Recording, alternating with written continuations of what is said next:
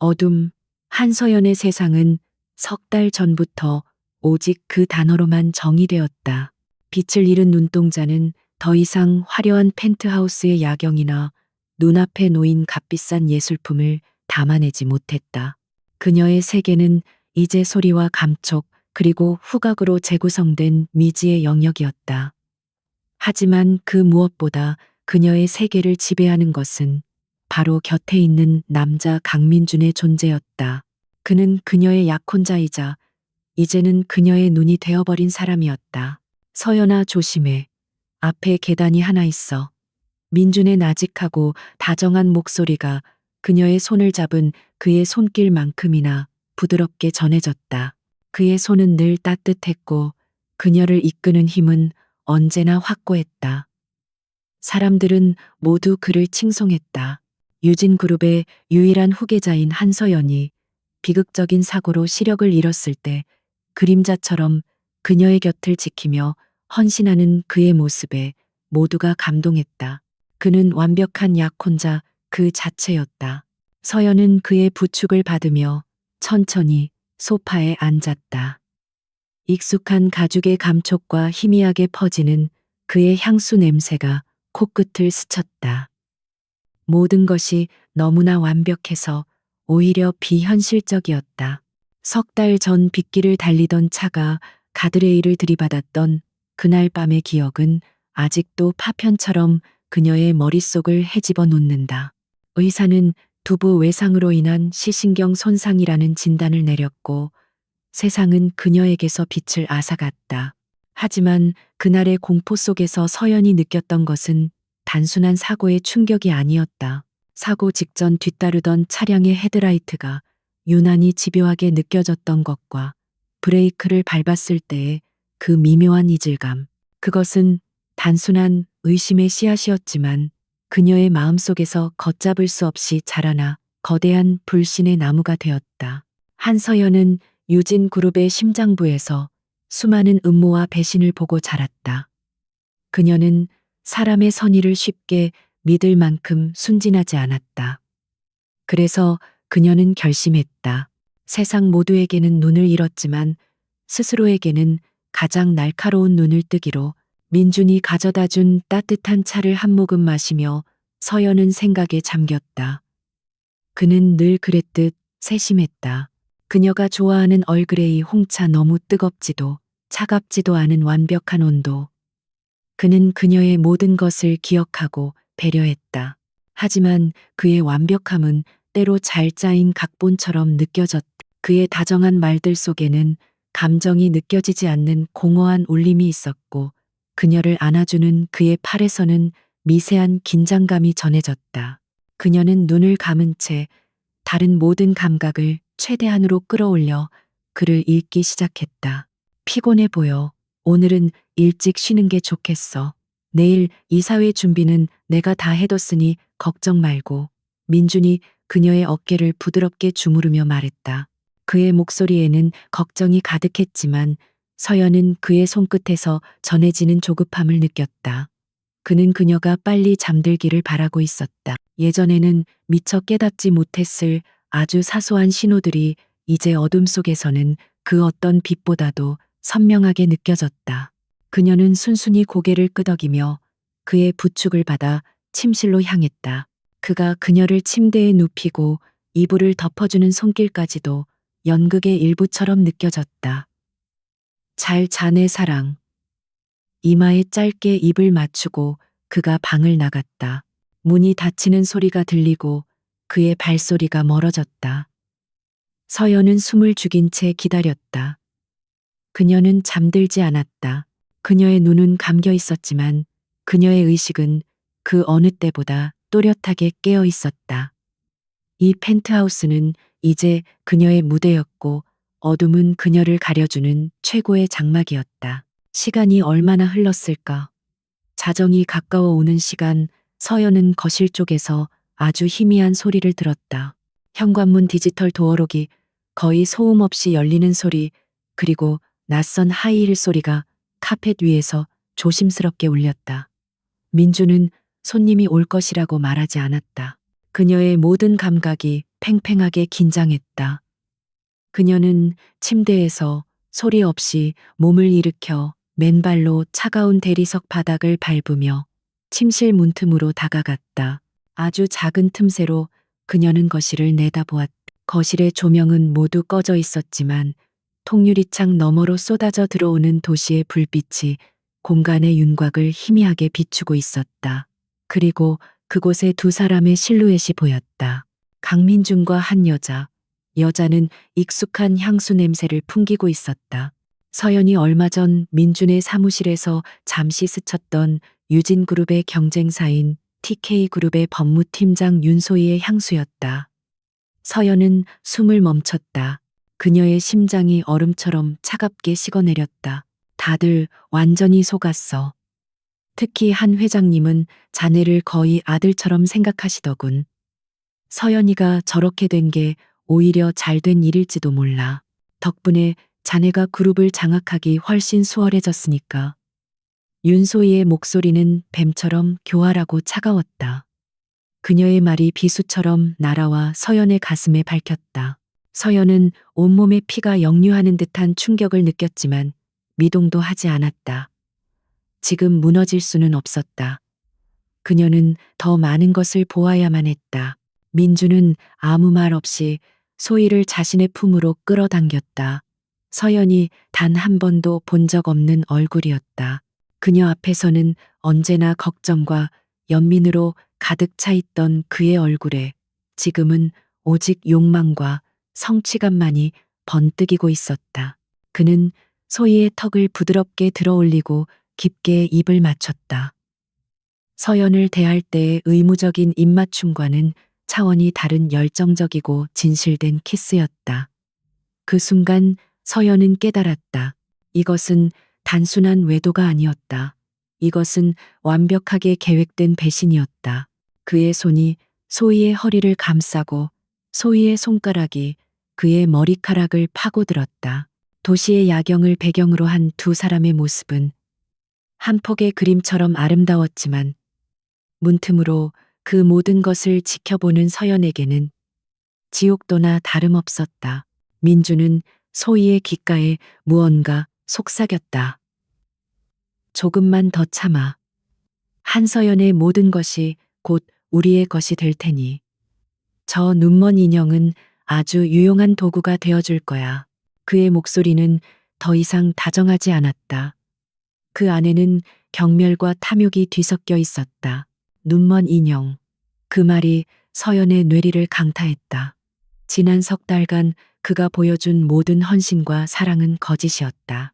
그녀의 불행은 그에게 기회였고 그녀 자신은 그의 야망을 위한 발판에 불과했다. 충격이 분노로, 분노가 차가운 결심으로 변하는 것은 순식간이었다. 그녀는 더 이상 슬퍼할 시간도 절망할 여유도 없었다. 눈앞에 펼쳐진 진실은 너무나도 잔혹했지만 동시에 그녀에게 나아갈 길을 명확하게 보여주었다. 서연은 조용히 문에서 물러나 침대로 돌아왔다. 그녀는 다시 이불 속에 몸을 눕히고 눈을 감았다. 하지만 이제 그녀의 어둠은 더 이상 상실의 공간이 아니었다. 그것은 복수를 준비하는 자의 가장 안전한 은신처가 되었다. 그녀의 심장은 고통으로 비명을 질렀지만 이성은 얼음처럼 차갑게 식어 있었다. 강민준 그리고 윤소희 두 사람은 한서연을 얕보았다. 그들은 그녀의 눈을 멀게 했다고 생각했지만 사실은 그녀에게 세상의 추악한 진실을 볼 수 있는 새로운 눈을 뜨게 해준 것이었다. 이제 곧 그들은 자신들이 만든 어둠 속에서 길을 잃게 될 것이다. 서연은 복수의 서막이 올랐음을 직감했다. 다음 날 아침 태양은 어제와 다름없이 떠올랐지만 한서연의 세상은 완전히 뒤바뀌어 있었다. 밤새 한숨도 자지 못했지만 그녀는 조금도 피곤한 기색을 내비치지 않았다. 지옥 같은 배신의 현장을 목격한 후 그녀의 내면에서는 차가운 분노가 모든 감정을 잠재우고 있었다. 강민준이 아침 식사를 준비하는 동안 부엌에서 들려오는 경쾌한 소음들은 이제 그녀에게 소름 끼치는 위선으로 들릴 뿐이었다. 일어났어 오늘은 서연이가 좋아하는 프렌치 토스트를 만들어 봤어. 민주는 평소와 똑같은 다정한 목소리로 그녀를 맞이했다. 그는 그녀의 허리를 감싸며 식탁 의자에 조심스럽게 앉혔다. 그의 손길이 닿는 순간 서연은 역겨움에 온몸을 떨고 싶은 충동을 억눌러야 했다. 대신 그녀는 희미하게 미소 지으며 그의 뺨에 손을 가져다 댔다. 고마워요, 민준 씨. 당신 없으면 난 아무것도 못할 거야. 그녀의 목소리는 가냘프게 떨렸고 완벽한 연기였다. 그녀의 연약한 모습에 민주는 만족스러운 표정을 지었다. 그는 그녀가 자신의 소나기에 완전히 들어왔다고 확신하고 있었다. 그는 그녀의 입가에 묻은 시럽을 부드럽게 닦아주며 말했다. 그런 약한 소리 하지 마. 내가 언제나 내 곁에 있을 거잖아. 넌 그냥 나만 믿고 따르면 돼. 그의 말은 달콤한 독처럼 그녀의 귓가에 스며들었다. 서연은 고개를 끄덕였지만 속으로는 그의 오만함을 비웃었다. 그는 그녀가 시력과 함께 판단력마저 잃었다고 착각하고 있었다. 민준이 회사로 떠난 후 거대한 펜트하우스에는 정막만이 남았다. 서연은 더 이상 슬픔에 잠긴 연약한 여인이 아니었다. 그녀는 조용히 서재로 향했다. 눈이 보이지 않는 척하는 것은 생각보다 훨씬 더 많은 자유를 주었다. 그녀는 벽을 더듬으며 걷는 연기를 하면서도 사실은 집안의 모든 가구 배치를 완벽하게 기억하고 있었다. 서재의 책상에 앉은 그녀는 자신의 태블릿 PC를 집어들었다. 시각 장애인을 위한 스크린 리더 기능은 그녀의 새로운 무기였다. 민주는 그녀가 이 기계로 고작 오디오북이나 들을 것이라고 생각했지만 서연은 훨씬 더 복잡한 작업을 수행했다. 그녀는 이어폰을 낀 채 음성 명령과 빠른 손가락 놀림으로 자신이 미리 구축해둔 비밀 클라우드 서버에 접속했다. 그곳에는 사고 이전에 그녀가 관리하던 유진그룹의 모든 핵심 자료와 재무 데이터가 암호화된 상태로 보관되어 있었다. 그녀는 눈을 감은 채 머릿속으로 거대한 데이터의 흐름을 그려나가기 시작했다. 그녀는 민준이 총괄하는 자회사의 재무제표부터 샅샅이 훑었다. 몇 시간 동안 이어진 분석 끝에 그녀는 마침내 작은 균열을 발견했다. 원자재 구매 비용이 지난 분기에 비해 비정상적으로 급증해 있었다. 특히 아틀라스 인터내셔널이라는 낯선 해외 법인과의 거래액이 의심스러웠다. 서연은 그 회사의 이름을 기억 속에 깊이 새겼다. 이것이 바로 거미줄의 시작점이 될 것이었다. 그녀의 심장이 차갑게 뛰기 시작했다. 이것은 더 이상 개인적인 복수가 아니었다. 회사를 지키기 위한 전쟁이었다. 저녁이 되어 민준이 돌아왔을 때 서연은 다시 연약한 약혼녀의 가면을 썼다. 그녀는 그에게 오늘 있었던 소소한 일들을 이야기하며 그의 반응을 살폈다. 그의 옷에서는 어제와 같은 윤소희의 향수 냄새가 희미하게 풍겨왔다. 그는 피곤하다는 핑계로 서재로 들어갔고 곧 누군가와 통화하는 목소리가 들려왔다. 서연은 물을 마시는 척하며 서재 문 근처로 다가갔다. 그의 목소리는 낮았지만 어둠 속에서 예민해진 그녀의 귀는 몇 개의 단어를 똑똑히 잡아냈다. 아틀라스, 자금 세탁, 그리고 태양광 패널 신소재. 그 순간 모든 퍼즐 조각이 맞춰지는 듯 했다. 민주는 아틀라스라는 유령 회사를 통해 자금을 빼돌리고 있었으며 그 돈은 유진그룹의 미래가 걸린 태양광 신소재 기술을 TK그룹에 넘기기 위한 거래 자금의 일부일 가능성이 높았다. 그들은 단순한 연인이 아니라 유진그룹을 통째로 삼키려는 거대한 음모의 공범이었다. 서연은 온몸에 소름이 돋는 것을 느꼈다. 상대는 그녀가 생각했던 것보다 훨씬 더 교활하고 위험했다. 그날 밤 서연은 민준에게 회사 재무 보고서를 읽어달라고 부탁했다. 그녀는 머리가 아프다는 핑계를 대며 특히 그가 담당하는 자회사의 실적이 궁금하다고 말했다. 민준은 으쓱하며 기꺼이 보고서를 집어들었다. 그는 그녀가 숫자의 의미를 전혀 이해하지 못할 것이라고 확신하며 몇몇 중요한 수치들을 교묘하게 부풀리거나 축소해서 읽어주었다. 그는 아틀라스 인터내셔널과의 거래 내역 부분은 통째로 건너뛰었다. 하지만 그는 몰랐다. 서연은 이미 원본 데이터 전체를 외우고 있었다는 사실을. 잠시만요, 민준 씨. 지난 분기 영업이익률이 그렇게 높았나요? 제가 기억하기로는. 그녀는 순진한 질문인 척 말을 흘렸다. 그 순간 민준의 목소리가 미세하게 굳어졌다. 아, 내가 잘못 봤나 보네. 요즘 눈이 침침해서 피곤해서 그런가 봐. 그는 황급히 화제를 돌렸지만 이미 늦었다. 서연은 그의 거짓말 뒤에 숨겨진 불안과 당혹감을 똑똑히 읽었다. 침대에 누워 잠든 척하는 민준의 고른 숨소리를 들으며 서연은 결심을 굳혔다. 이 싸움은 그녀 혼자서는 감당할 수 없었다. 강민준과 윤소희, 그리고 그들 뒤에 있을지도 모르는 TK그룹이라는 거대한 적을 상대하기 위해서는 믿을 수 있는 아군이 필요했다. 그녀의 머릿속에 단 한 사람의 얼굴이 떠올랐다. 아버지의 충직한 그림자이자 유진그룹의 모든 비밀을 꿰뚫고 있는 사람. 최비서.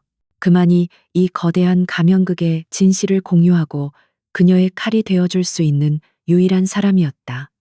그녀는 내일 그에게 연락해야겠다고 마음먹었다. 가면 뒤의 균열은 이제 돌이킬 수 없이 벌어지기 시작했다. 다음 단계는 명확했다. 한서연은 더 이상 어둠 속에서 홀로 싸울 수 없었다.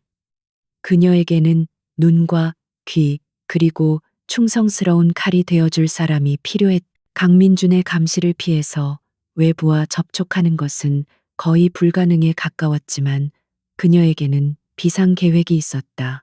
사고가 나기 오래전부터 그녀는 혹시 모를 사태에 대비해 몇 가지 안전장치를 마련해 두었다. 그중 하나가 바로 외부와 완벽히 차단된 비상 연락망이었다. 그녀는 민준에게 어머니의 기일이 다가와 마음이 심란하다며 혼자 조용한 사찰에 가서 기도를 드리고 싶다고 말했다. 그녀의 슬픔에 잠긴 목소리와 공허한 눈빛의 민준은 조금의 의심도 품지 않았다. 오히려 그는 그녀의 연약함에 안도하며 자신이 직접 운전기사를 수배해주겠다고 자상하게 말했다.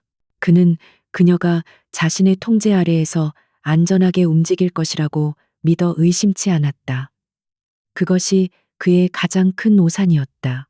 약속 당일 펜트하우스 로비에 도착한 차는 유진그룹의 법인 차량이었지만 운전석에 앉아 있는 사람은 낯선 얼굴이었다. 민준이 고용한 기사라고 생각했지만 서연은 차에 오르는 순간 희미하게 떠도는 아주 익숙하고 신뢰감 있는 향을 맡았다. 그것은 최 비서가 늘 사용하는 옅은 스킨 향이었다. 그는 민준이 보낸 기사를 사전에 따돌리고 직접 그녀를 데리러 온 것이었다. 서연은 말없이 차에 올랐고 차는 서울 외곽의 한적한 사찰을 향해 부드럽게 미끄러져 나갔다. 차 안에서는 아무런 대화도 오가지 않았다. 최 비서는 룸미러로 그녀의 상태를 살피지도 어떤 질문도 하지 않았다. 그는 그저 묵묵히 운전할 뿐이었다. 서연이 먼저 연락하기 전까지 그는 그녀의 사생활을 침범하지 않는다는 철칙을 수십 년간 지켜온 사람이었다. 그의 이런 과묵함과 신중함이 바로 서연이 그를 절대적으로 신뢰하는 이유였다. 그들은 마치 오랫동안 호흡을 맞춰온 파트너처럼 말없이 서로의 의도를 이해하고 있었다. 사찰은 산 중턱에 고즈넉하게 자리 잡고 있었다. 평일 오전이라 인적은 드물었고 오직 풍경 소리와 산새 소리만이 고요함을 채우고 있었다. 최 비서는 그녀를 부축해 인적이 없는 후원의 작은 정자로 안내했다. 그곳은 외부의 시선이 전혀 닿지 않는 완벽한 장소였다. 정자에 나란히 앉아 잠시 침묵이 흘렀다. 최 비서는 마침내 입을 열었다. 부회장님, 오랜만에 뵙습니다. 심려가 크시다는 말씀 들었습니다. 그의 목소리는 언제나처럼 차분하고 정중했다. 서연은 정면의 산세를 바라보며 천천히 입을 열었다. 최 비서님, 지금 제 눈에 무엇이 보이는지 아십니까? 그녀의 질문에 최 비서는 당황한 기색을 보였다. 그는 그녀를 위로할 말을 찾으려는 듯 잠시 머뭇거렸다. 하지만 서연은 그의 대답을 기다리지 않고 말을 이었다. 비서님 왼쪽 손목에 있는 낡은 시계가 보입니다. 20년 전 저희 아버님께서 처음 비서님을 채용하시면서 선물하신 바로 그 시계 말입니다. 그 순간 최 비서의 숨이 멎는 소리가 들렸다. 그는 믿을 수 없다는 표정으로 자신의 손목과 서연의 얼굴을 번갈아 쳐다보았다. 그녀의 눈동자는 여전히 초점이 없는 것처럼 보였지만 그녀는 분명히 보고 있었다. 서연은 천천히 고개를 돌려 그의 눈을 똑바로 마주했다. 그녀의 눈빛은 더 이상 공허하지 않았다. 그 안에는 강철 같은 의지와 차가운 분노가 서려 있었다. 저는 눈을 잃지 않았습니다. 최 비서님, 단 한순간도. 충격에 휩싸인 최 비서 앞에서 서연은 지난 석 달간 있었던 모든 일을 털어놓았다. 사고에 대한 의심에서부터 시작된 위장 실명, 강민준의 이중적인 태도, 그리고 마침내 목격한 윤소희와의 미래와 그들의 끔찍한 음모까지. 그녀의 이야기가 이어지는 동안 최 비서의 얼굴은 놀라움에서 참담함으로 그리고 이내 서늘한 분노로 변해갔다. 그는 자신의 주군이 그리고 존경에 마지 않는 회장님의 유일한 혈육이 겪었을 고통과 배신감에 주먹을 불끈 쥐었다. 모든 이야기가 끝나고 서연은 마지막으로 말했다. 저는 복수를 원하는 게 아닙니다. 이건 유진 그룹의 생존이 걸린 전쟁입니다. 그리고 이 전쟁에서 저는 비서님의 도움이 필요합니다. 그녀의 말에 최 비서는 자리에서 일어나 그녀 앞에 섰다. 그는 조금의 망설임도 없이 허리를 깊이 숙였다. 그의 행동에는 수십 년간 쌓아온 충성심과 결연한 의지가 담겨 있었다. 명령만 내리십시오, 부회장님. 이 최 아무개 부회장님의 칼이 되어 모든 적을 베어내겠습니다. 그의 대답에 서연은 비로소 옅은 미소를 지었다. 그녀는 외롭지 않았다. 그녀에게는 세상을 속일 수 있는 연기력과 적의 허를 찌를 수 있는 전략, 그리고 이제 그녀의 손발이 되어줄 가장 강력한 동맹이 생겼다. 비밀 동맹이 결성되는 순간이었다. 서연은 즉시 첫 번째 명령을 내렸다. 우선 강민준과 윤소희에 대한 24시간 밀착 감시를 시작해 주십시오. 두 사람이 만나는 모든 시간, 모든 대화를 기록해야 합니다. 그리고 아틀라스 인터내셔널이라는 유령 회사 그 배우를 철저히 파헤쳐 주십시오. 최 비서의 눈빛이 날카롭게 빛났다. 전직 특수부대 장교였던 그의 잠들어 있던 야성이 깨어나는 순간이었다. 알겠습니다. 제 모든 정보망을 동원하겠습니다. 그는 더 이상 묻지 않았다. 오직 명령을 수행할 뿐이었다. 두 사람은 잠시 더 그곳에 앉아 앞으로의 계획을 조율했다. 서연은 전략을 세우고 최 비서는 실행을 맡기로 했다. 어둠 속에서 시작된 그녀의 외로운 싸움은 이제 거대한 반격의 서막을 열 준비를 마쳤다. 사찰을 나서는 서연의 발걸음은 그 어느 때보다 가볍고 단단했다. 비밀 동맹이 결성된 후 한서연의 시간은 두 개의 세계로 나뉘었다. 낮에는 강민준의 완벽한 보살핌을 받는 무력한 시각장애인으로, 밤에는 최 비서가 보내오는 암호화된 보고서를 분석하는 냉철한 전략가로 살았다. 최 비서의 움직임은 신속하고 은밀했다. 그는 자신의 인맥 중에서 가장 신뢰할 수 있는 전직 국정원 요원들로 구성된 소규모의 특별팀을 꾸렸다. 그들은 유령처럼 움직이며 강민준과 윤소희의 모든 행적을 쫓기 시작했다. 첫 번째 보고서는 사진 몇 장과 짧은 영상 파일이었다. 사진 속에서 강민준과 윤소희는 한적한 외곽의 프라이빗 빌라에서 와인을 마시고 있었다. 그들의 모습은 단순한 불륜 관계의 연인이라기보다는 중요한 작전을 함께 수행하는 동지처럼 보였다. 특히 서연의 눈길을 사로잡은 것은 윤소희에게 무언가를 설명하는 민준의 진지한 표정과 그가 건넨 서류를 날카롭게 검토하는 윤소희의 눈빛이었다. 그들은 사랑이 아닌 공동의 목표를 위해 결합된 파트너였다. 최 비서의 팀은 그 빌라에 초소형 도청 장치를 설치하는 데 성공했다. 매일 밤 서연은 이어폰을 통해 그들의 대화를 들었다. 그들의 대화는 끔찍할 정도로 노골적이었다. 그들은 서연을 눈먼 공주님이라고 비웃었고 그녀의 아버지를 곧 물러날 늙은 왕이라 칭했다. 그들의 대화 속에서 아틀라스 인터내셔널이라는 이름이 반복적으로 등장했다. 민주는 아틀라스를 통해 자금을 세탁하고 있었고 윤소희는 그 법적인 뒤처리를 담당하고 있었다. 이번 신소재 관련 특허 서류는 어떻게 되어가고 있지? 유진 쪽 엔지니어들은 눈치채지 못했나? 윤소희의 날카로운 질문에 민주는 자신만만하게 대답했다. 걱정 마. 내가 심어놓은 내부 정보원들이 알아서 처리하고 있어. 기술의 핵심 파트만 조금씩 빼돌려서 아틀라스 명의로 재가공한 뒤 TK그룹에 넘기면 그걸로 끝이야. 한서연이 저 모양이 된 덕분에 프로젝트의 모든 관리 권한은 이제 내 손에 있으니까. 그의 목소리를 듣는 서연은 피가 거꾸로 솟는 분노를 느꼈지만 표정 하나 바꾸지 않고 모든 내용을 기록했다. 최 비서의 또 다른 팀은 아틀라스 인터내셔널의 실체를 파고들었다.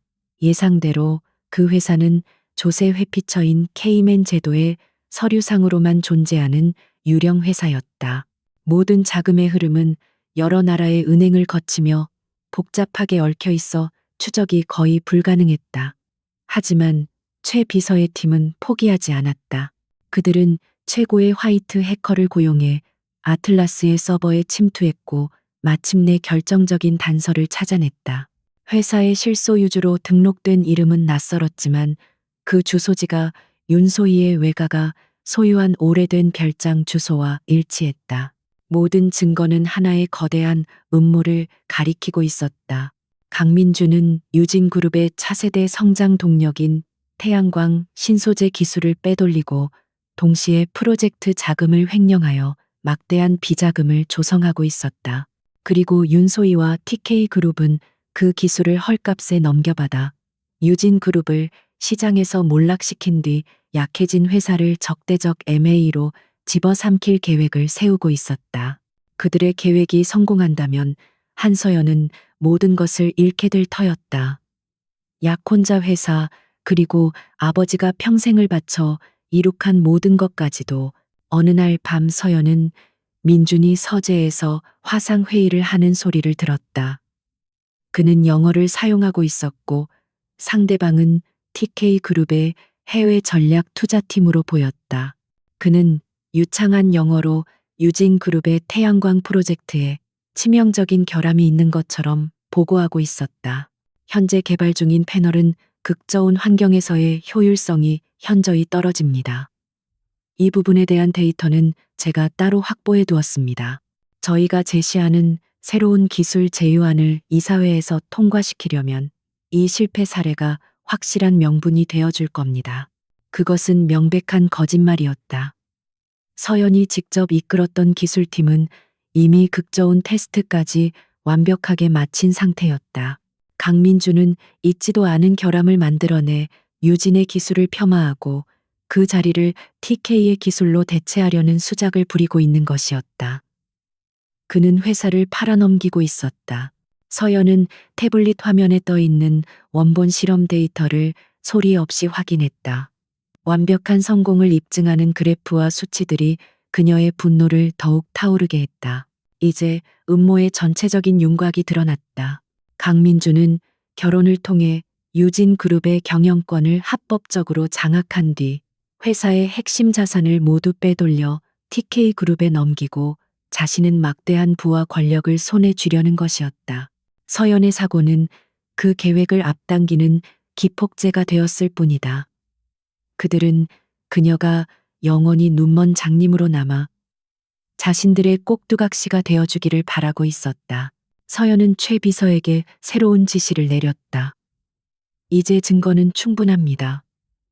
그들이 움직일 때까지 기다릴 수만은 없습니다. 우리가 먼저 판을 흔들어야 합니다. 그녀의 목소리는 얼음처럼 차가웠다. 배신감에 몸부림치던 연약한 여성은 이제 없었다. 그녀의 안에는 거대한 제국을 지키기 위해 적의 심장을 향해 칼을 겨눌 준비가 된 냉혹한 지휘관만이 존재했다. 그녀는 최 비서에게 강민준이 심어놓은 내부 정보원들의 명단을 파악하고 그들이 빼돌린 자금의 흐름을 역추적하여 동결시킬 준비를 하라고 지시했다. 거미줄은 거쳤고 이제 거미를 사냥할 시간이었다. 강민준과 TK그룹의 거대한 음모를 파악한 한서연은 즉각적인 반격을 원하지 않았다. 단순히 그들의 범죄를 폭로하고 법의 심판을 받게 하는 것은 너무나 간단한 결말이었다. 그녀는 그들이 쌓아올린 탐욕의 성을 그들 자신의 손으로 무너뜨리게 만들고 싶었다. 배신감에 대한 가장 완벽한 복수는 상대를 철저히 파멸시켜 그들이 꿈꿨던 모든 것을 잿더미로 만드는 것이었다. 그녀는 최 비서와 함께 새로운 작전 계획을 세웠다. 이름하여 미끼를 던지다. 작전의 핵심은 강민준의 탐욕과 오만함을 역이용하는 것이었다. 그는 한서연이 완벽한 꼭두각시라고 믿고 있었고 유진그룹의 정보망을 자신이 통제하고 있다고 착각하고 있었다. 서연은 바로 그 착각을 이용해 그가 가장 원하는 미끼를 던져주기로 했다. 그녀는 최 비서를 통해 그룹 내 보안 등급이 가장 높은 연구 데이터 서버에 접근했다. 그리고 그녀는 직접 태양광 신소재 프로젝트의 핵심 데이터 일부를 조작하기 시작했다. 그녀는 극저온 환경에서의 패널 효율성 테스트 데이터를 교묘하게 수정했다. 원래대로라면 영하 40도에서도 95% 이상의 효율을 보이는 데이터였지만 그녀는 이 수치를 60%대로 급격히 떨어지는 것처럼 보이게 만들었다. 또한 핵심 부품의 내구성에 심각한 결함이 있는 것처럼 보이는 가짜 실험 보고서를 첨부했다. 이것은 기술에 대해 어설프게 아는 사람이 보면 진짜처럼 보일 수밖에 없는 아주 정교하게 조작된 거짓 정보였다. 두 번째 미끼는 재무 정보였다. 서연은 회사의 현금 흐름에 심각한 문제가 생긴 것처럼 위장한 내부 자금 보고서를 만들었다. 신소재 개발에 예상보다 훨씬 많은 비용이 투입되어 유동성 위기에 직면했으며 해외 투자 유치가 절실한 상황이라는 내용이었다. 이 두 가지 정보가 합쳐지면 유진그룹의 태양광 프로젝트는 기술적 결함과 자금난이라는 이중고에 시달리는 곳, 좌초될 난파선처럼 보일 터였다. 미끼는 준비되었다. 이제 이것을 강민준이 자연스럽게 물도록 만들어야 했다. 서연은 자신의 연기를 한 단계 더 끌어올렸다. 그녀는 민준 앞에서 점점 더 불안하고 초조한 모습을 보이기 시작했다. 민준 씨, 요즘 회사 사정이 안 좋다는 소문이 있던데 사실인가요? 아버지께서는 아무 말씀도 안 해주시지만 제가 모르는 무슨 문제라도 있는 건 아니죠. 그녀는 금방이라도 울음을 터뜨릴 것처럼 연약한 목소리로 물었다. 그녀의 불안한 모습에 민주는 속으로 쾌재를 불렀다. 그는 그녀를 안심시키는 척하며 걱정 마 서연아, 회사는 아무 문제 없어. 설령 작은 문제가 있더라도 이내가 다 해결할 수 있으니 넌 아무 걱정 말고 쉬기만 해 라고 말했다. 하지만 그의 눈빛에는 모든 것이 내 계획대로 되어가고 있다는 만족감이 스쳐 지나갔다. 그는 그녀의 불안함을 이용해 더 많은 정보를 흘려주었다. 일부러 그녀가 들을 수 있도록 심각한 표정으로 재무팀과 통화하는 척 연기하기도 했다. 며칠 후 최 비서로부터 보고가 들어왔다. 강민준이 심어놓은 내부 정보원 즉 연구개발팀의 한 책임 연구원이 조작된 기술 데이터를 빼내갔다는 것이었다. 그리고 재무팀의 차장급 직원 한 명이 위장된 작은 보고서를 촬영해 외부로 유출한 정황도 포착되었다. 미끼를 확실하게 문 것이었다. 서연은 이제 그들이 이 정보를 가지고 어떤 움직임을 보일지 기다리기만 하면 되었다. 강민준과 윤소희는 그들의 비밀 아지트에서 축배를 들었다. 이것 봐 소희 씨. 내가 말했지 유진그룹의 신기술은 껍데뿐이었어. 이런 엉터리 기술에 천문학적인 돈을 쏟아부었으니 회사가 휘청거리는 건 당연하지. 민주는 자신이 빼돌린 데이터를 윤소희에게 보여주며 의기양양하게 말했다. 윤소희는 날카로운 눈으로 서류를 검토한 뒤 만족스러운 미소를 지었다. 아주 좋아. 이 정도 자료면 TK그룹 이사회를 설득하기에 충분해. 유진그룹이 흔들릴 때 우리가 구원투수인 척 접근해서 기술 제휴를 명분으로 회사를 집어삼키는 거야. 그들의 계획은 더욱 대담해졌다. 그들은 TK그룹이 유진그룹의 태양광 프로젝트에 대규모 투자를 하는 동시에 기술적 결함을 해결해 준다는 명목으로 경영에 깊숙이 개입할 시나리오를 짰다. 그리고 그 중심에는 강민준이 있었다.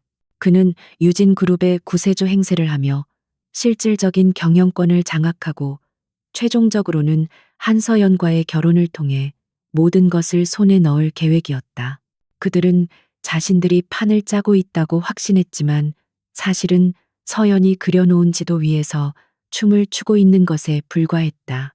서연은 최 비서의 보고를 받으며 체스판의 말을 움직이는 플레이어처럼 차분하게 다음 수를 생각했다. 강민준과 TK그룹이 조작된 정보에 근거하여 대규모 투자를 결정하고 움직이기 시작하면 그들은 돌이킬 수 없는 늪에 빠지게 될 것이다. 그들의 탐욕이 클수록 그들이 파놓은 함정은 더욱 깊어질 터였다. 서연은 창밖의 어두운 도시를 바라보았다. 그녀의 눈에는 더 이상 아무것도 보이지 않았지만 그녀는 그 누구보다도 선명하게 미래를 보고 있었다. 덫은 놓아졌고 사냥감이 스스로 걸어 들어오기만을 기다리고 있었다. 한서연이 던진 미끼를 강민준과 윤소희는 의심 없이 삼켰다. 탐욕의 눈이 먼 그들은 눈앞에 먹이가 덫이라는 사실을 전혀 인지하지 못했다. 그들은 훔친 정보를 바탕으로 자신들의 계획에 마지막 박차를 가하기 시작했다. 모든 것이 자신들의 완벽한 시나리오대로 흘러가고 있다고 확신했기 때문에 그들의 행동은 점점 더 대담하고 무모해졌다. 올가미는 서서히 그리고 확실하게 그들의 목을 향해 조여지고 있었다. 윤소희는 조작된 데이터를 TK그룹 이사회에 제출했다. 그녀는 뛰어난 언변으로 유진그룹의 태양광 프로젝트가 가진 치명적 결함과 재정적 위기를 부각시켰다. 그녀는 지금이 바로 유진그룹의 핵심 기술을 흡수하고 시장의 경쟁자를 제거할 절호의 기회라고 역설했다. TK그룹의 이사진들은 윤소희가 제시한 구체적인 데이터와 강민준이라는 확실한 내부 조력자의 존재에 완전히 매료되었다. 그들은 만장일치로 유진그룹에 대한 전략적 투자를 위장한 적대적 인수 계획을 승인했다. 거대한 자금이 움직이기 시작했다. TK그룹은 해외에 설립된 자신들의 자회사를 통해 유진그룹의 자회사에 투자하는 방식으로 자금을 투입할 준비를 마쳤다. 표면적으로는 위기에 빠진 협력사를 돕는 것처럼 보였지만 그 이면에는 복잡한 계약 조항을 통해 경영권을 올가매려는 독소 조항들이 숨겨져 있었다. 강민주는 이 계약을 성사시키기 위해 유진그룹 내부에서 작업을 시작했다. 그는 서연이 꾸며낸 재정 위기를 명분으로 긴급 이사회를 소집할 것을 요청했다. 회사 내부에서 강민준의 위세는 하늘을 찔렀다. 그는 한 회장의 신임과 한서연의 약혼자라는 지위를 등에 업고 월권을 행사하기 시작했다. 그는 프로젝트의 실패 책임을 물어 서연에게 충성했던 핵심 연구원들을 지방으로 좌천시키고 그 자리에 자신의 사람들을 앉혔다. 또한 재무팀을 압박하여 TK그룹과의 투자 계약이 유진에게 얼마나 절실한지를 역설하는 보고서를 작성하도록 지시했다. 그의 오만한 행동에 반발하는 목소리도 있었지만 대부분은 곧 그룹의 주인이 될 그의 권력 앞에 침묵했다. 성공이 눈앞에 다가오자 강민준과 윤소희는 점점 더 부주의해졌다. 그들의 비밀스러운 만남은 더욱 잦아졌고 대화는 노골적으로 변해갔다. 최 비서의 팀이 설치한 도청 장치는 그들의 모든 탐욕스러운 계획을 빠짐없이 기록하고 있었다. 이사회만 통과하면 모든 게 끝이야. 한 회장은 명예롭게 은퇴시키고 한서연은 그냥 내 옆에 예쁜 인형처럼 앉혀두면 돼. 어차피 앞도 못 보는 여자가 뭘 알겠어. 민준의 비웃음 섞인 목소리가 녹음 파일에 선명하게 담겼다. 그 시간 한서연의 펜트하우스는 거대한 전쟁 상황실이 되어 있었다.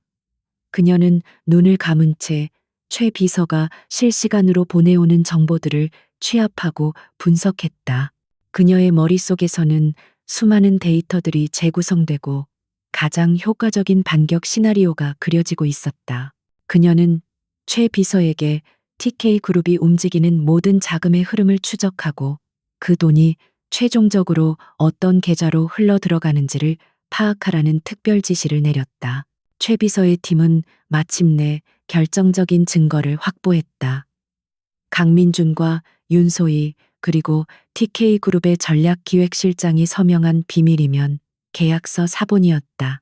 계약서에는 TK그룹이 유진그룹을 인수한 뒤 강민준에게 회사의 지분 20%와 막대한 성공보수를 지급한다는 내용이 명시되어 있었다. 또한 유진그룹의 모든 특허 기술을 TK그룹에 이전한다는 조항까지 포함되어 있었다. 이것은 단순한 배신이 아니라 나라의 기간 산업 기술을 통째로 팔아넘기려는 매국 행위에 가까웠다. 서연은 최 비서가 보내온 계약서 파일을 음성으로 변환하여 들었다. 한 단어 한 단어가 그녀의 심장을 칼로 베는 듯한 고통을 주었지만 그녀는 눈물 한 방울 흘리지 않았다. 그녀의 슬픔은 이미 오래전에 모두 분노로 변해버렸다. 그녀는 이제 사냥감을 코너로 모는데 성공한 사냥꾼이었다. 그녀에게 남은 것은 오직 방아쇠를 당기는 일뿐이었다. 그녀는 자신의 손으로 직접 모든 것을 끝내기로 결심했다. 마침내 강민준이 요청한 긴급 이사회가 열리기 뒤 3일 전 모든 준비는 끝났다. 최 비서의 팀은 강민준과 윤소희의 모든 범죄 행각을 담은 영상과 녹취 파일 자금 흐름도 그리고 비밀 계약서까지 완벽하게 정리하여 하나의 프레젠테이션 파일로 만들었다. 서연은 그 파일을 자신의 개인 서버에 옮겨 담았다. 이제 그녀는 심판의 날에 무대에 오를 준비를 마쳤다. 그녀는 며칠 만에 처음으로 깊은 잠에 빠져들었다. 폭풍 전야의 고요함이었다. 심판의 날이 밝았다. 유진그룹의 이사회 회의실에는 폭풍 전야와 같은 무거운 침묵이 감돌았다. 한서연의 아버지인 한 회장은 초조한 얼굴로 앉아 있었고 다른 이사들의 표정에도 불안과 의심이 가득했다. 그들은 이미 강민준이 흘린 정보들로 인해 회사가 심각한 위기에 처해 있다고 믿고 있었다. 오늘 이 자리에서 그들은 그룹의 운명을 결정할 중요한 발표를 듣게 될 터였다. 모든 시선이 회의실 앞쪽에 마련된 발표대로 쏠렸다. 마침내 강민준이 단상 위로 올라섰다. 그는 완벽하게 재단된 슈트를 입고 있었고 얼굴에는 비장함과 자신감이 교차하는 미묘한 표정을 띠고 있었다. 그는 슬픔에 잠긴 목소리로 입을 열었다. 존경하는 회장님, 그리고 이사님 여러분. 오늘 저는 아주 무거운 마음으로 이 자리에 섰습니다. 우리가 그룹의 미래라 믿었던 태양광 신소재 프로젝트가 불행히도 심각한 기술적 결함과 재정적 난관에 부딪혔다는 사실을 보고 드려야 하기 때문입니다. 그의 말에 회의실은 술렁이기 시작했다. 강민준은 기다렸다는 듯이 준비한 프레젠테이션을 시작했다. 화면에는 한서연이 조작했던 가짜 데이터들이 하나씩 떠올랐다. 극저온 환경에서 급격히 떨어지는 에너지 효율 그래프 내구성 테스트에서 발견된 치명적인 균열 이미지. 그의 설명은 너무나 논리적이고 구체적이어서 이 사진들은 그가 제시하는 자료가 모두 진실이라고 믿을 수밖에 없었다. 그는 연기의 대가였다. 그는 계속해서 프로젝트에 투입된 자금이 어떻게 부풀려졌고 회사가 유동성 위기에 처하게 되었는지를 설명했다. 물론 그가 말하는 자금 문제의 상당 부분은 그 자신이 횡령하여 만들어낸 것이었다. 이 모든 사태의 책임은 프로젝트를 총괄했던 저에게 있습니다. 하지만 지금은 책임을 따질 때가 아니라 위기를 수습할 방법을 찾아야 할 때입니다. 그는 고개를 숙이며 모든 책임을 자신에게 돌리는 듯한 제스처를 취했고 몇몇 이사들은 그의 살신성인적인 태도에 감명받은 듯한 표정을 지었다. 그의 연극은 절정을 향해 치닫고 있었다. 그는 이제 마지막 결정타를 날릴 준비를 했다. 하지만 희망이 없는 것은 아닙니다. 우리의 어려운 사정을 알게 된 TK그룹에서 우리에게 아주 파격적인 조건의 기술 제휴 및 전략적 투자를 제안해 왔습니다. 그들의 자본과 기술력이 더해진다면 우리는 이 위기를 극복하고 프로젝트를 성공으로 이끌 수 있습니다. 그는 TK그룹의 로고가 선명한 제안서를 화면에 띄웠다.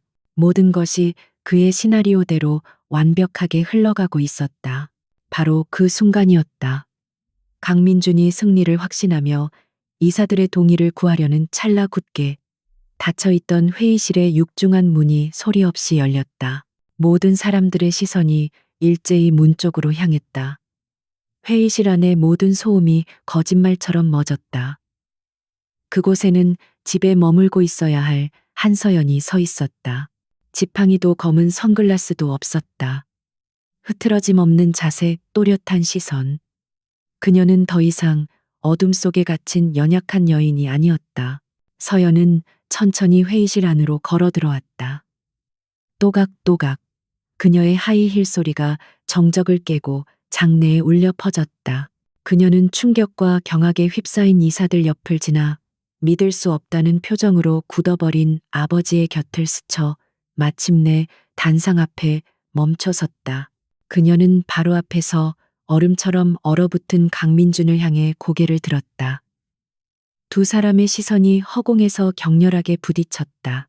강민준의 얼굴에서 자신감은 온데간데 없이 사라지고 오직 당혹감과 원초적인 공포만이 남아 있었다. 그의 입술이 무언가 말을 하려는 듯 미세하게 떨렸지만 아무런 소리도 나오지 않았다. 그는 유령이라도 본 사람 같았다. 서연은 그런 그를 잠시 동안 차가운 눈으로 응시했다. 회의실 안의 모든 사람들이 숨을 죽이고 다음 순간을 기다렸다. 마침내 서연이 입을 열었다. 그녀의 목소리는 얼음장처럼 차가웠지만 회의실 전체를 압도할 만큼 명확하고 힘이 있었다. 아주 훌륭한 창작 소설이군요. 강민준 실장. 이제 진짜 이야기를 한번 들어볼까요? 그녀의 말 한마디는 강민준이 공들여 쌓아 올린 모든 거짓의 성을 단번에 무너뜨리는 거대한 망치가 되었다. 심판의 시간이 시작된 것이었다. 한서연의 선언은 회의실 전체를 얼어붙게 만들었다.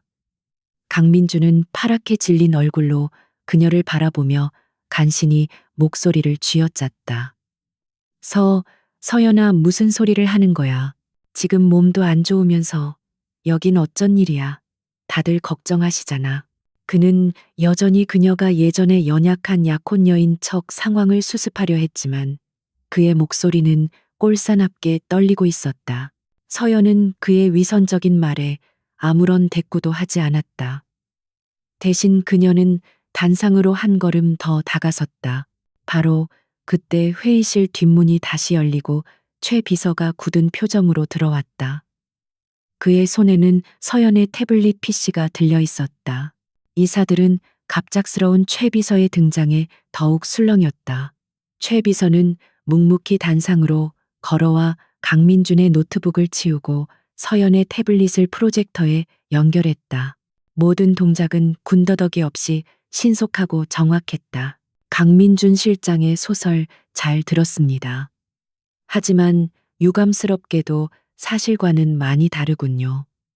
서연은 차갑게 말하며 프레젠테이션 리모컨을 집어들었다. 그녀가 첫 번째 화면을 띄우자 회의실의 모든 사람들이 숨을 삼켰다. 화면에는 강민준이 보여줬던 것과 똑같은 형태의 그래프가 떠 있었다. 하지만 숫자는 완전히 달랐다. 극저온 환경에서도 에너지 효율은 95% 이상을 유지하고 있었고, 내구성 테스트 결과는 결함 없음으로 선명하게 표시되어 있었다. 그것이 바로 진짜 데이터였다. 이것이 원본 데이터입니다. 강민준 실장이 방금 보여준 것은 우리 회사의 핵심 기술을 폄하하기 위해 조작된 쓰레기에 불과합니다. 서연의 목소리가 회의실에 울려 퍼졌다. 강민준은 버럭 소리를 질렀다. 거짓말, 저 여자가 뭘 안다고 저건 조작된 거야. 하지만 그의 외침은 공허했다. 데이터의 진위 여부는 화면에 함께 표시된 연구원들의 전자서명과 타임스탬프가 완벽하게 증명하고 있었다. 서연은 다음 화면으로 넘어갔다. 이번에는 회사의 재무제표였다. 왼쪽에는 민준이 보여준 위조된 장부, 오른쪽에는 실제 장부가 나란히 떠 있었다. 그리고 그 아래에는 거대한 자금 흐름도가 펼쳐졌다. 유진그룹의 자회사에서 시작된 돈의 흐름은 아틀라스 인터내셔널이라는 유령 회사를 거쳐 최종적으로는 강민준과 윤소희가 소유한 해외의 여러 차명 계좌로 흘러들어가는 과정이 적나라하게 드러나 있었다. 수백억에 달하는 횡령의 증거였다. 이것이 강민준 실장이 말한 재정 위기의 실체입니다. 회사가 아니라 당신의 탐욕이 위기였던 겁니다. 서연이 말하는 동안 회의실은 절대적인 충격에 휩싸였다. 한 회장은 배신감에 떨리는 손으로 입을 막았고 이사들은 경악을 금치 못했다. 분위기는 여기서 그치지 않았다. 서연은 음성 파일 하나를 재생했다. 회의실 스피커를 통해 강민준과 윤소희의 목소리가 울려 퍼졌다. 눈먼 공주님을 비웃는 소리, 회사를 집어삼킬 계획을 의논하는 소리, 자신들의 성공을 축하하는 소름 끼치는 웃음소리까지. 녹취가 끝나자 회의실은 물을 끼얹은 듯 조용해졌다. 이제 그 누구도 강민준의 편을 들어주지 않았다. 그의 완벽했던 가면은 산산조각 났고 추악한 민낯만이 남았다. 그는 완전히 넋이 나간 사람처럼 의자에 주저앉아 고개를 숙였다. 서연은 그에게 일말의 동정도 보내지 않았다. 그녀는 마지막 증거를 화면에 띄웠다. 그것은 바로 강민준과 TK그룹이 체결한 비밀이면 계약서였다. 계약서의 모든 조항이 화면에 확대되어 나타났다. 유진그룹의 모든 특허 기술 소유권을 TK그룹에 양도한다는 조항, 강민준에게 막대한 보상과 지분을 약속하는 조항. 그것은 회사를 통째로 팔아넘기는 매국적인 계약이었다. 마침내 한 이사가 참지 못하고 고함을 질렀다. 이 천하의 배신자 같은 놈, 그를 시작으로 모든 이사들의 분노가 폭발했다. 회의실은 순식간에 아수라장이 되었다. 그 모든 혼란의 중심에서 서연은 오직 한 사람, 아버지를 바라보고 있었다. 한 회장은 충격과 슬픔, 그리고 딸에 대한 미안함과 대견함이 뒤섞인 복잡한 표정으로 그녀를 보고 있었다. 서연은 그를 향해 작게 고개를 끄덕였다. 괜찮다는, 이제 모든 것이 제자리로 돌아올 것이라는 무언의 메시지였다. 바로 그때 회의실 문이 다시 열리고 제복을 입은 검찰 수사관들이 들이닥쳤다. 모든 것은 최 비서가 미리 계획해둔 것이었다. 진실의 폭풍이 모든 것을 휩쓸고 지나간 자리에는 이제 심판만이 남아 있었다. 진실의 폭풍이 휩쓸고 지나간 회의실은 거대한 혼돈에 휩싸였다. 강민준은 넋이 나간 사람처럼 수사관들에게 양팔을 붙들려 끌려나갔다. 이사회 회의장 문 밖에는 이미 최 비서가 연락해둔 기자들이 진을 치고 있었고 수십 개의 카메라 플래시가 한때 유진그룹의 황태자로 불렸던 남자의 몰락하는 순간을 여과 없이 담아냈다. 그의 절규와 발악은 카메라 셔터 소리에 묻혀 공허한 메아리가 되었다. 사건의 파장은 즉시 그룹 전체를 강타했다. 다음 날 아침 유진그룹의 주가는 개장과 동시에 폭락했다. TK그룹은 즉각적으로 성명을 내고 모든 것이 강민준과 윤소희 개인의 일탈이며 자신들은 아무 관련이 없다고 꼬리를 잘랐다. 회사 내부는 극심한 혼란에 빠졌고 직원들은 불안에 떨었다. 그룹의 신뢰도는 바닥으로 추락했고 수십 년간 쌓아온 명성은 하루아침에 잿더미가 될 위기에 처했다. 하지만 폭풍의 눈은 역설적으로 가장 고요했다. 한서연은 조금도 흔들리지 않았다. 그녀는 사건 직후 아버지 한 회장과 핵심 임원들을 소집하여 비상대책회의를 주재했다. 며칠 전까지만 해도 그녀를 그저 눈먼 후계자로만 여겼던 임원들은 이제 경외감과 긴장감이 뒤섞인 눈으로 그녀를 바라보고 있었다. 그녀의 눈빛에는 더 이상 어둠의 그림자가 없었고 오직 상황을 완벽하게 장악한 리더의 냉철함만이 번뜩이고 있었다. 지금부터 유진그룹은 비상경영체제에 돌입합니다. 서연의 목소리는 낮았지만 회의실의 모든 사람을 집중시키는 힘이 있었다. 첫째, 검찰 수사에 모든 자료를 투명하게 제공하고 적극적으로 협조한다. 둘째, 그룹 내 자체 감사팀을 꾸려 강민준이 남긴 모든 부패의 고리를 철저히 조사하고 뿌리 뽑는다. 셋째, 1시간 뒤에 제가 직접 기자회견을 열고 모든 사실을 국민과 주주들 앞에 명명백백히 밝히겠습니다. 그녀의 결정은 신속하고 단호했다. 그녀의 계획에 반대하는 사람은 아무도 없었다. 그녀의 카리스마와 명료한 판단력 앞에 모두가 압도되었다. 한 회장은 지친 얼굴이었지만 딸을 바라보는 그의 눈에는 무한한 신뢰와 자랑스러움이 담겨 있었다. 그는 회의가 끝나기 전 모든 임원들 앞에서 선언했다. 오늘부로 나는 경영 일선에서 물러나 그룹의 모든 권한을 한서연 부회장에게 위임하겠소. 유진그룹의 새로운 선장은 바로 내 딸 한서연이요.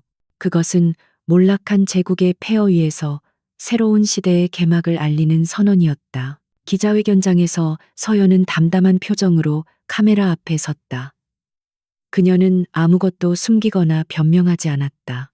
그녀는 그룹 내부에서 벌어진 불미스러운 일에 대해 깊이 사과하는 동시에 이번 사태를 계기로 더욱 투명하고 강한 기업으로 거듭날 것을 약속했다.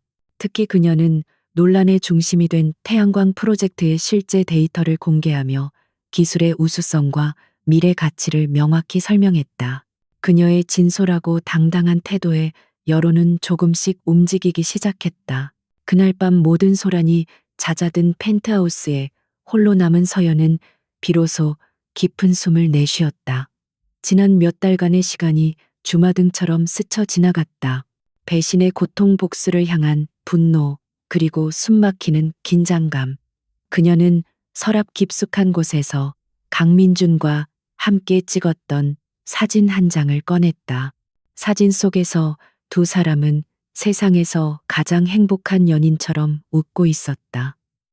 서연은 그 사진을 잠시 바라보다가 아무런 미련 없이 갈갈이 찢어 쓰레기통에 버렸다. 그녀가 사랑했던 남자는 애초에 존재하지 않았던 신기루였음을 이제는 알았다. 슬픔은 없었다. 대신 그 자리에는 모든 것을 이겨낸 자의 단단함과 새로운 시작에 대한 희미한 기대감이 자리 잡고 있었다. 그녀는 더 이상 누군가의 약혼녀도 아버지의 그늘 아래 있는 후계자도 아니었다.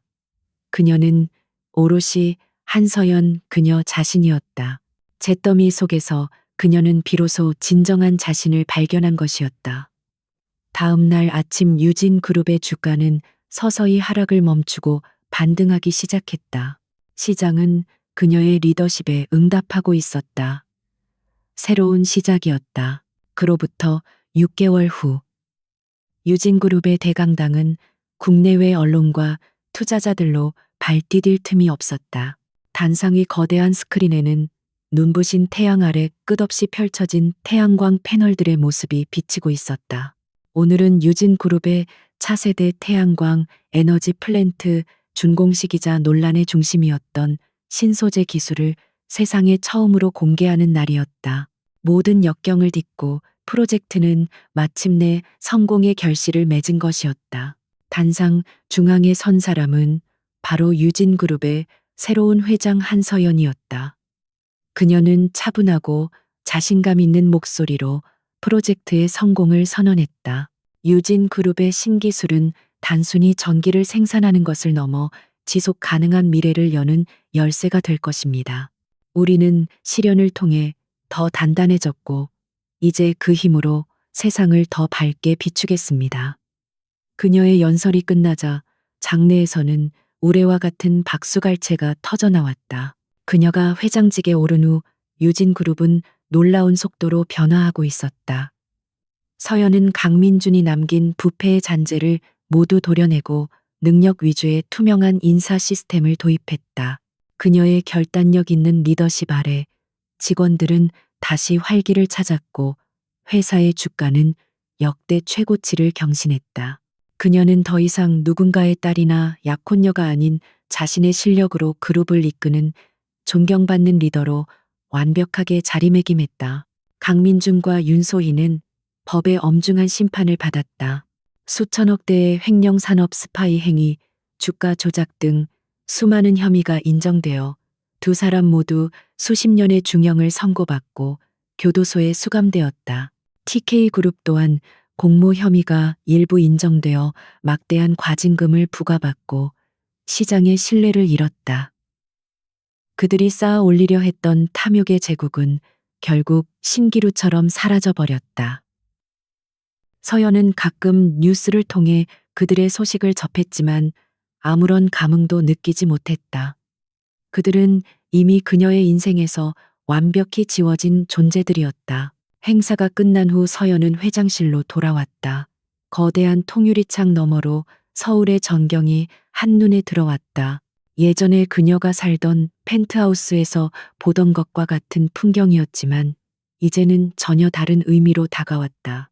과거의 풍경이 배신과 거짓으로 얼룩져 있었다면 지금 그녀의 눈에 비친 도시는 그녀가 만들어갈 미래와 가능성으로 가득 차 있었다. 그녀의 곁에는 여전히 최 비서가 묵묵히 서 있었다. 그는 이제 그녀의 가장 믿음직한 조언자이자 든든한 파트너였다. 모든 것이 제자리를 찾았습니다. 회장님, 최 비서가 조용히 말했다. 서연은 희미하게 미소 지으며 대답했다. 아니요, 최 비서님. 제자리를 찾은 게 아니라 새로운 자리를 만든 겁니다. 우리 스스로의 힘으로요. 그녀는 더 이상 과거에 얽매이지 않았다. 그녀는 잃어버린 사랑 때문에 슬퍼하지도 배신의 상처 때문에 분노하지도 않았다. 그 모든 경험은 그녀를 더 강하고 현명하게 만드는 용광로가 되었을 뿐이다. 그녀는 한때 사랑 때문에 눈이 멀었고 복수를 위해 스스로 눈을 감았다. 하지만 그 모든 어둠의 시간을 거치고 나서야 비로소 세상을 제대로 볼 수 있는 눈을 뜨게 되었다. 사람의 진심을 꿰뚫어보는 눈 위기 속에서 기회를 찾아내는 눈, 그리고 아무도 보지 못하는 더 먼 미래를 내다보는 눈. 그녀가 진정으로 얻은 것은 바로 그 미래를 보는 눈이었다. 서연은 책상 위에 놓인 다음 프로젝트 기획서를 집어들었다. 그것은 인공지능을 활용한 차세대 스마트시티 건설 프로젝트였다. 그녀의 눈이 새로운 도전을 향한 설렘과 자신감으로 반짝였다. 그녀의 인생은 이제 온전히 그녀의 것이었다. 그녀의 두 눈은 과거가 아닌 미래를 향해 있었고, 그녀의 발걸음은 그 미래를 향해 거침없이 나아갈 준비가 되어 있었다. 도시의 스카이라인 위로 저녁 노을이 아름답게 물들고 있었다. 그것은 한 시대의 끝이 아닌 새로운 시대의 찬란한 시작을 알리는 빛이었다.